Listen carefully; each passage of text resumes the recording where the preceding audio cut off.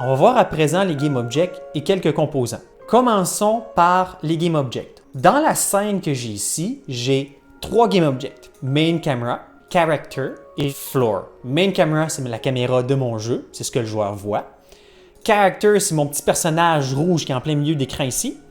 Et Floor, c'est le plancher, ce qui va faire office de plancher pour notre jeu. Un GameObject peut en contenir d'autres, ce qui nous permet d'effectuer un découpage de notre entité en de plus petites parties. Par exemple, Character ici est sous-divisé en 2 sous-GameObjects. J'ai ici le haut du corps et le bas du corps.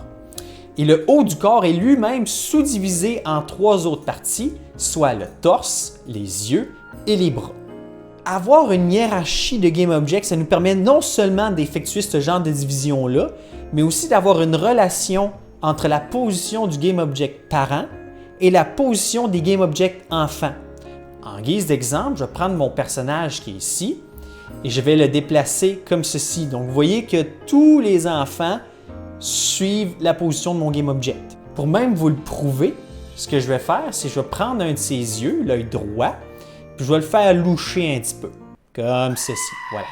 Et là, maintenant que je déplace mon personnage, eh bien, la translation que j'ai appliquée sur l'œil continue de suivre, même si je le déplace.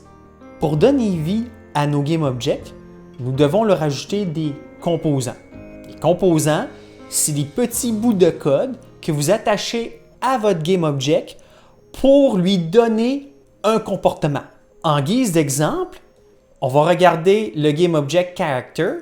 À l'intérieur, j'ai un GameObject Torso et lui contient, dans ce GameObject-là, si vous regardez votre inspecteur, il contient un composant qui s'appelle Sprite Renderer. Le but de ce composant-là, c'est d'afficher une image à l'emplacement du GameObject auquel il est attaché. Donc ici, en l'occurrence, l'image du torse de Blobby, comme vous pouvez le voir ici. Il existe d'autres composants dans Unity de base. Par exemple, on peut penser aux colliders. Les colliders, c'est pour l'engin physique de Unity. Je vais rajouter un capsule collider 2D, parce qu'on est en 2D, sur mon personnage. Je vais aussi ajuster la position de ce capsule collider-là.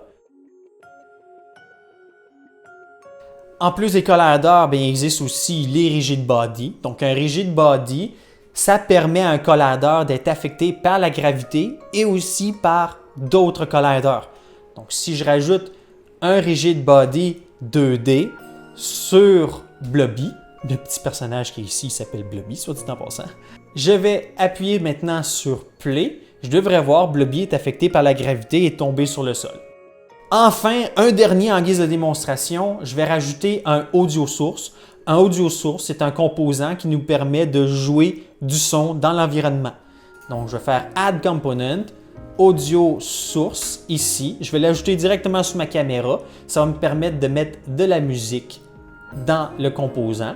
Puis lorsque j'appuie sur Play, le composant Audio Source va jouer la musique que j'ai demandé. Bref, il y a un composant pour à peu près tout. Je ne vais pas commencer à vous les montrer tous parce qu'il y en a vraiment des tonnes. Ce qu'il faut comprendre, c'est que si vous voulez qu'un GameObject ait un comportement spécifique, vous devez lui ajouter un composant, que ce soit un composant qui est déjà de base dans Unity ou un composant que vous aurez créé vous-même. Cela conclut notre exploration des GameObjects et des composants. Dans la prochaine vidéo, on va explorer un peu les scènes et voir comment on peut s'en servir pour découper notre projet. On se revoit tout à l'heure. À tout de suite.